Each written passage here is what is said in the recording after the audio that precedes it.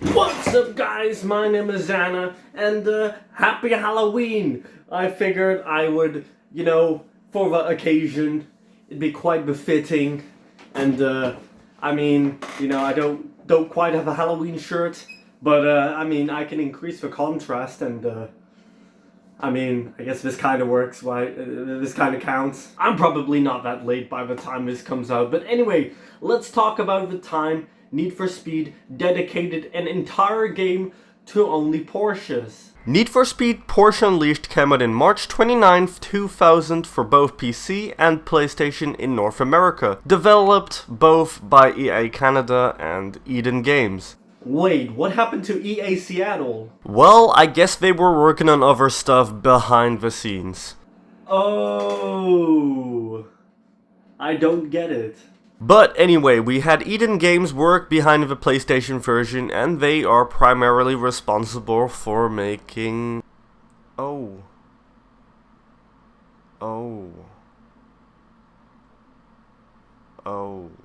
Meanwhile in Europe, where it was called Need for Speed Porsche 2000, both releases of the game came out a bit later, with Japan not getting it at all. I'll be playing the PlayStation release first, because it cost me a fortune, let alone trying to find a copy of the game. But so we have Porsche Challenge, a 1997 PlayStation 1 game that takes the concepts of racing Porsches and doing various amounts of challenges. And we have the Japanese Need for Speed 1, which takes the Need for Speed 1 game and turns it into a Nissan-only exclusive game. So you have a Need for Speed 1 with only Nissans, and then there's this game. So I'm curious to see how this game manages to one-up those concepts. Without further ado, let's watch the intro.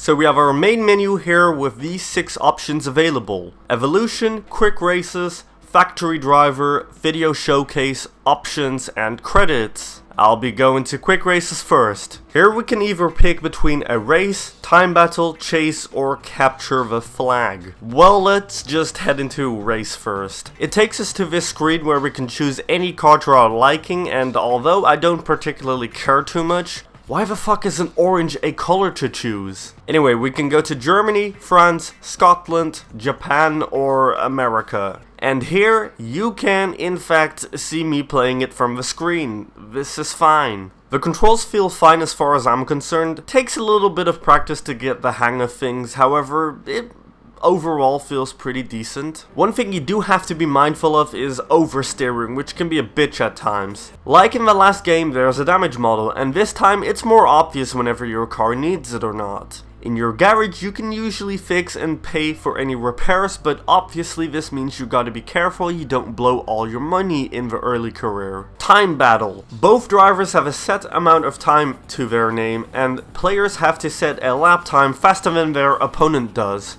Once you set a lap time, if the opponent fails to set a time in the remaining time that player has left, they'll be eliminated. Now to the introduction of Chase. For the first time ever, we have some type of free roaming mode where we can explore the small portion of any country. You see, we may not have many places of the world we can visit in this game, however, it's a whole entire map that you can raise certain portions on. And yes, in Chase, it's a small portion of any map. Anyway, in Chase, you're evading a cop car for a set amount of time.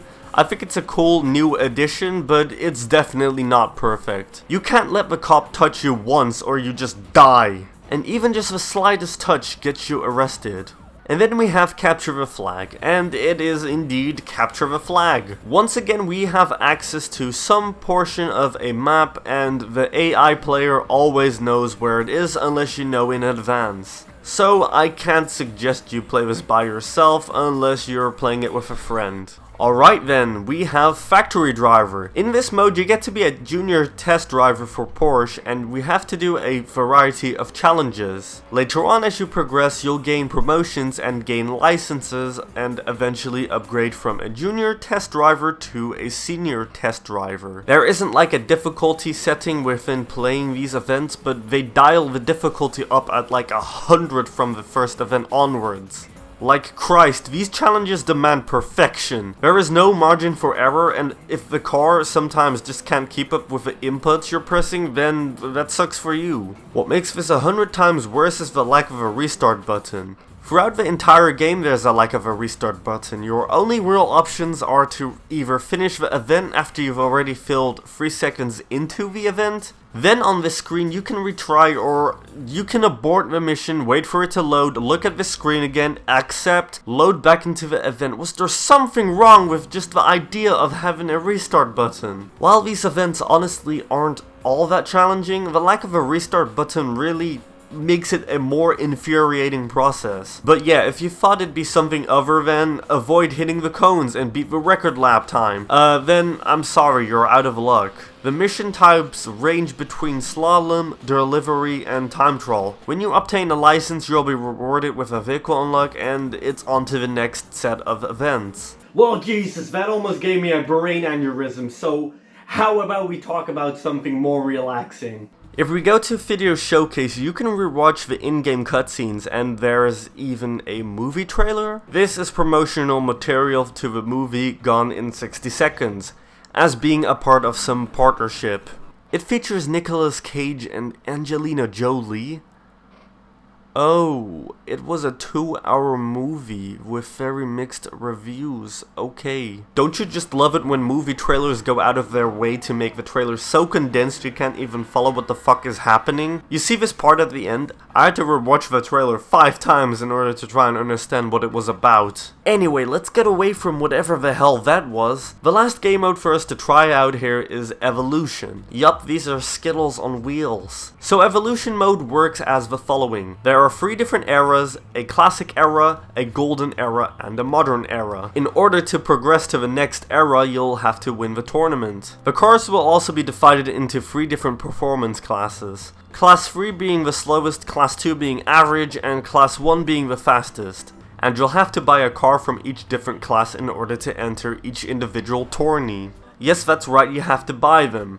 Once again, there's a currency-based career mode. You'll have to make sure you manage your money precisely, however, even here there are slight issues that bother me. It's the separation between coupe versions and cabriolet versions of vehicles being sold. The loading time between loading each individual vehicle already kinda takes some time, but for it to load the exact same vehicle but with a slightly altered version, why couldn't the circle button be mapped to show off the cabriolet version of each vehicle, rather than it causing the car roster to become more clogged up and confusing than it already is? The car roster is formatted to display the car in order of performance, not by year or by class, and there are 74 of them. The car total is 74, yeah, I counted them. But yeah, anyway, whatever, moving on. We also have weekend races and circuit races. You'll need the required car to enter these events, and beating them is just for additional in-game completion. Then let's enter a tourney. Here we either qualify or race. Car setup allows us to tune the car to our liking, and car repair allows us to repair any damages taken during a race. You can enter the qualifying event if you want to start the race on pole, but usually I skip over it because yeah.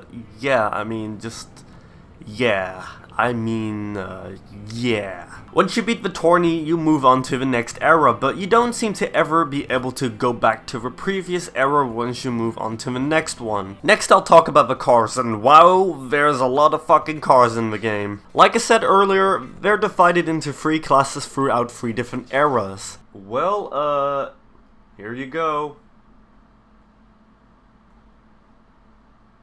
Yeah, no way am I possibly covering all of these, so I thought it'd be better to just show them on the screen. There are a few odd inclusions, and they're really neat to see into action here. And I guess to talk a bit more about the places we visit, let's start off with Germany. It's this snowy environment, and there are a lot of elevation changes, and later on we have this town and like a castle town type of area. The map is alright. Then we have France. We're in this Riviera next to the sea, and we drive through this town, and wait, what? Are we still doing this? What sick bastard thought this was still needed to be a solid texture and not something you can smash through? Anyway, France is fine, I guess, just like the country in real life. Then we have Scotland. Yeah, it's Scotland alright. Majority of the course we're just driving in the Highlands until we pass this generically Scottish town. It also has an harbour, and yeah, it's actually a pretty cool location. Then we have the USA. Most of the track is just this canyon section you drive through, but there's also a town, and yeah, it's all just a bit okay, nothing groundbreaking. And then we have Japan. Well, Japan is pretty cool to look at, I guess. I mean, want me to make a painfully obvious statement like this is a cat? Japan has it all. The huge city towers, the nice outdoors, the industrial part. Yeah, Japan, it's Japan, and it's fine, and this is fine. And then we have 3 different raceway stages. I won't be covering them because they all kind of look alike. They're all basically what you're seeing on the screen. However, I think it's a neat inclusion into the game, and yeah, I think they're alright. They're cool. The tracks are pretty decent, but another unfortunate gripe I have would be each location has 4 different track layouts, of which only one you can play in the quick race mode. The others you'll always have to play in evolution mode. Some people aren't willing to play through a whole entire era of evolution mode in order to play one specific track, so like, why? What was wrong with a system like this? And likewise with the chase mode, why limit the player to a small portion of the map? What was the problem with not allowing free roaming across the entire map? I get that the PlayStation 1 has its limitations still, but okay, like, this is driver on PlayStation. You have the whole entire map to drive around on, and this is one of 4 maps. I don't know, I'm just exposing what potential the game could have had. Likewise to the playable vehicles, it finally took us 3 years after Gran Turismo came out to finally choose more than the average of 10 to 15 vehicles per Need for Speed game. Overall, I might sound a bit negative about the entire game, but I actually had a really decent experience playing it, and I like the content the game still provides us to this day. And yeah, that being said, let's take a look at the PC version.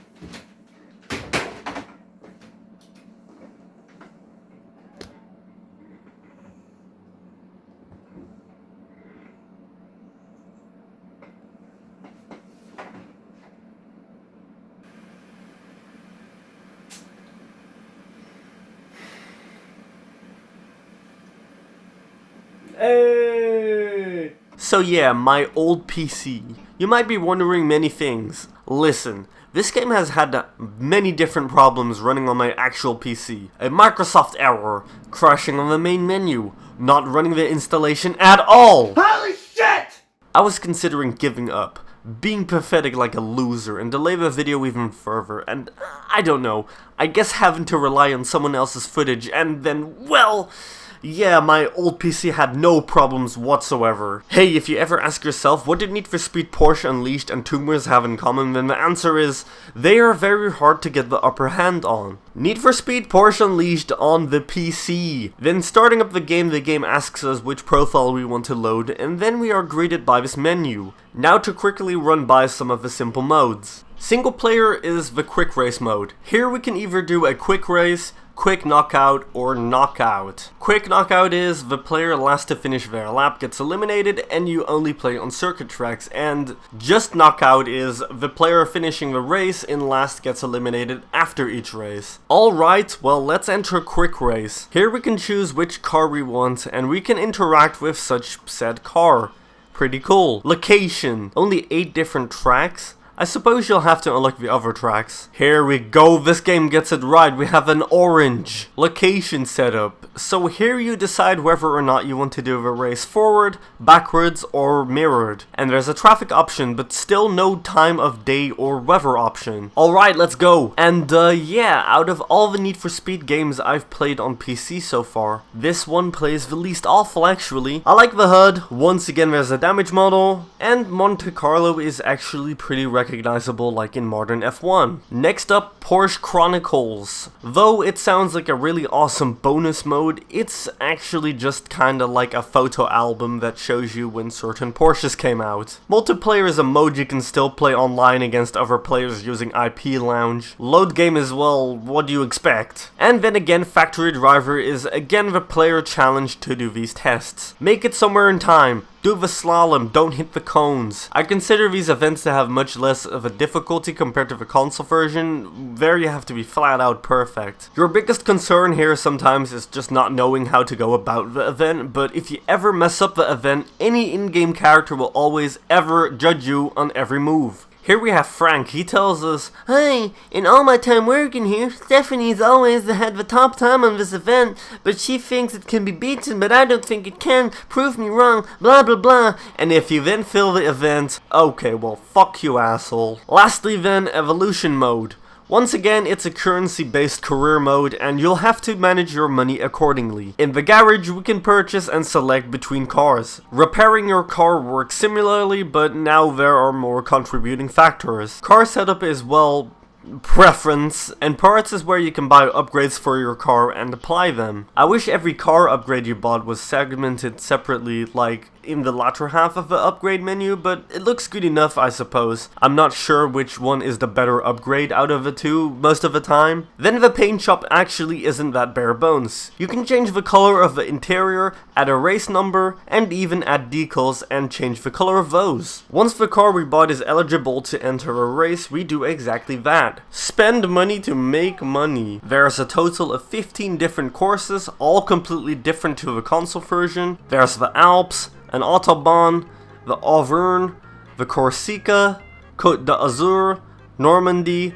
Pyrenees, Schwarzwald, and Zone Industrielle. The tracks are fine. All of these are like point-to-point sprint races. Some events aren't friendly towards some cars, but that's up to you to figure out with the car tuning. There's also like 5 different Monte Carlo Grand Prix, and they're the circuit races of this game. The cars are once again categorized in 3 different eras by 3 different classes per era. So yeah, there's a lot of cars. I still think there are far too many cars that don't really make a difference to the roster, but okay, I suppose, like, a lot of history is attached to them, probably. There's also a few DLC cars, a 911 GT2 and GT3, and then a 928 GTS and a Porsche 959. You'd be surprised that isn't actually included into the base game. It's one of the most revolutionizing cars of the 80s, and it was included in the console version. I'm kinda bitter this isn't in the game, but okay, I mean, I have more than enough cars to choose from. To my counting, there's a total of 84 playable vehicles, which is, yeah, plenty. Which is way more than I could possibly ever ask for. So, what if I wanted more? And different ones? Not only Porsches. Always gotta include a little bit of modding in these videos. Well, for starters, I've been playing the game running this game's modern patch. Get it from this website, it allows the game to run on a modern PC. Not saying this is exactly modern, but you catch my drift. There are again plenty of different car mods uploaded to Need for Speed cars, because in an all Porsche exclusive game, why wouldn't you want to play as an Audi? Need for Speed Porsche Unleashed also has further obscurities like a Texaco partnership. During its time, these diecast cars would all come with a separate demo disc, and each individual disc would allow you to play with the car on the cover. Now, it is ultimately still a demo, so you get one car and a different track per CD each time, but there isn't like music or really anything else. You'd mainly collect these as like obscure Need for Speed collector's items. I highly recommend you check LGR's video down below, and yeah, he covers everything about them.